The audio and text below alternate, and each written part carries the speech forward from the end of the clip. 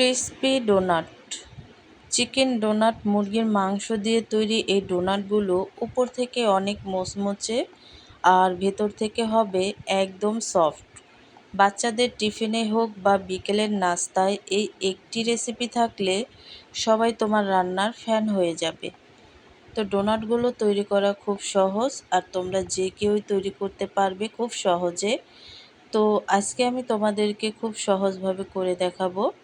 Hi guys, আসসালামু আলাইকুম, welcome back to my channel. কেমন আছো তোমরা সবাই? আশা করছি ভালো আছো।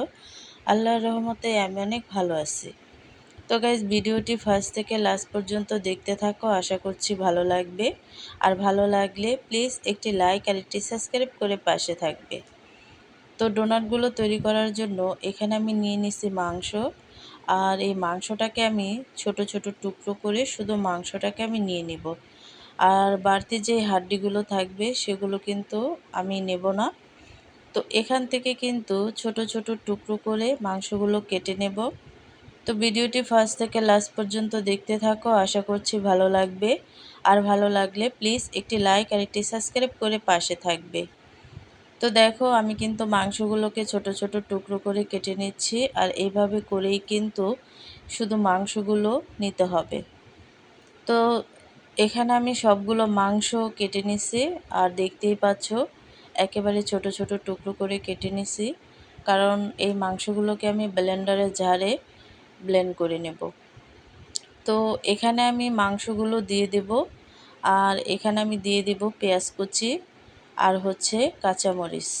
তোমরা চাইলে যে ধরনের মশলা দিয়ে এই ডোনাটটি তৈরি করবে সবগুলো দিয়ে তারপরে কিন্তু চপার মেশিন বা এই ব্লেন্ডার জারে পেস্ট করে নিতে পারো।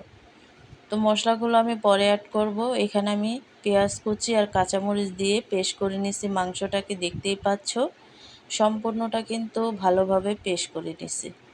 তো নেওয়ার পরে কিন্তু একটা পাত্রে আমি সবগুলো মাংস ঢেলে নিছি আর দিয়ে দিচ্ছি লাল মরিচের গুঁড়ো, সাদা গোলমরিচের গুঁড়ো, ভাজা জিরার গুঁড়ো, আর হচ্ছে শাহি গরম মশলা, স্বাদ মতো লবণ, আর হচ্ছে আদা রসুনের পেস্ট।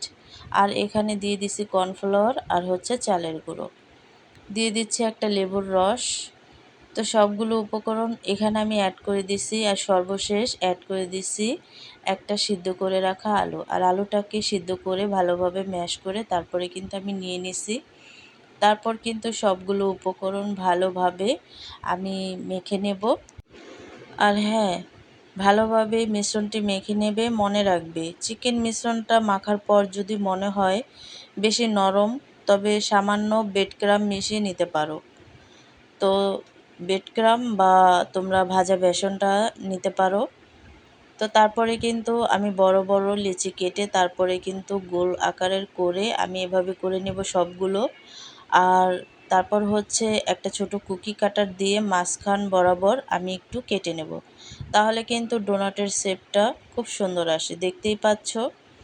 তো যেহেতু এটা মাংস দিয়ে, তার জন্য কিন্তু একটু মাঝখান দিয়ে কেটে ভালোভাবে তারপর কিন্তু আমি ডোনাটের শেপটা দিয়ে নেব।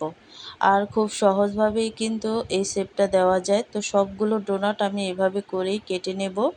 আর তোমরা চাইলে এইভাবে করেও কিন্তু ডোনাটগুলো তৈরি করে নিতে পারো। অনেক সময় দেখা গেছে এই ডোনাটগুলো আঙুলের সাহায্যেও কিন্তু করে নেওয়া যায়।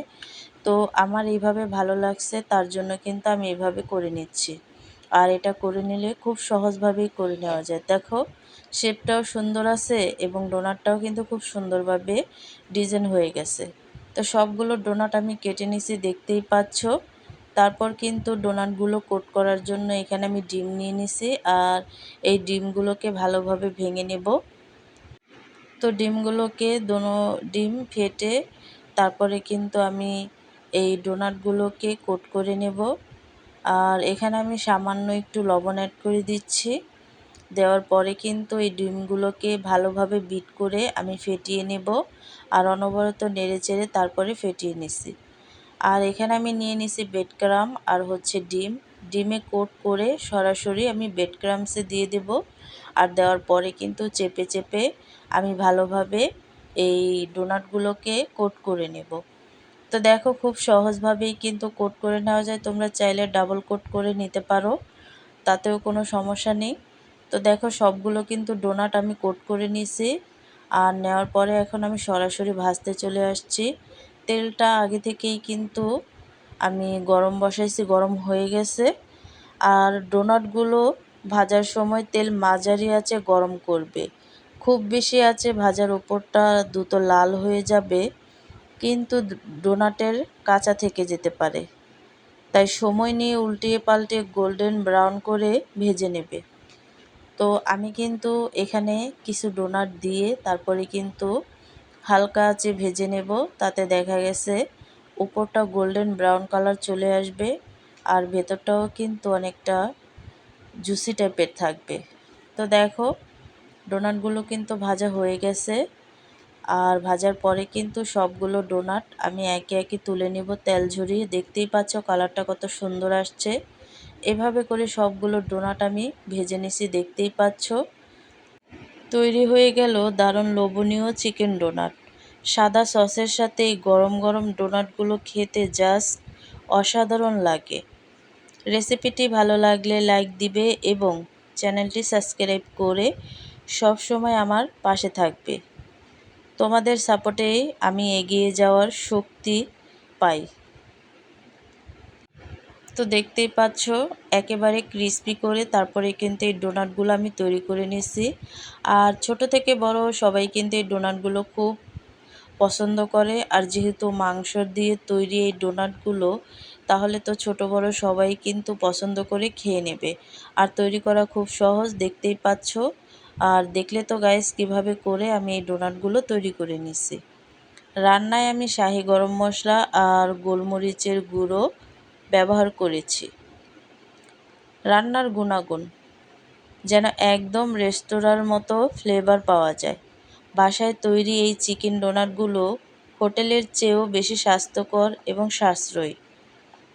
তোমরা এই ডোনাটগুলো বানিয়ে কিন্তু ফ্রিজে ফ্রোজেন করে রাখতে পারো অনেক দিন। আমার চ্যানেলে তোমরা যে ভালোবাসা দিচ্ছ তা দেখে আমি রোজ নতুন কিছু করতে উৎসাহ পাই। আজকের এই রেসিপিটি তোমাদের কেমন লেগেছে কমেন্ট করে জানাবে। আমি সবার কমেন্ট পড়ব। আর তোমাদের কমেন্ট পড়তে আমার অনেক ভালো লাগে। তোমরা যেই কমেন্টগুলো করো অনেক ভালো লাগে।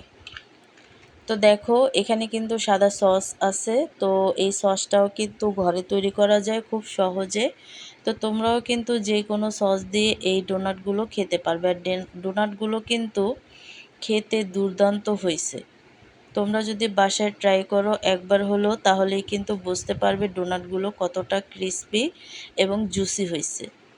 তো উপর থেকে ক্রিস্পি আর ভিতর অনেকটা জুসি লোভনীয় টাইপের এই ডোনাটগুলো ছোট থেকে বড় সবাই কিন্তু খেয়ে নেবে। বিকেলের চায়ের আড্ডাতে জমে যাবে। তো আজকের রেসিপিটা কেমন লাগছে অবশ্যই কিন্তু কমেন্টে জানাবে। তো অন্য কোনো রেসিপি নিয়ে তোমাদের মাঝে আবার চলে আসব।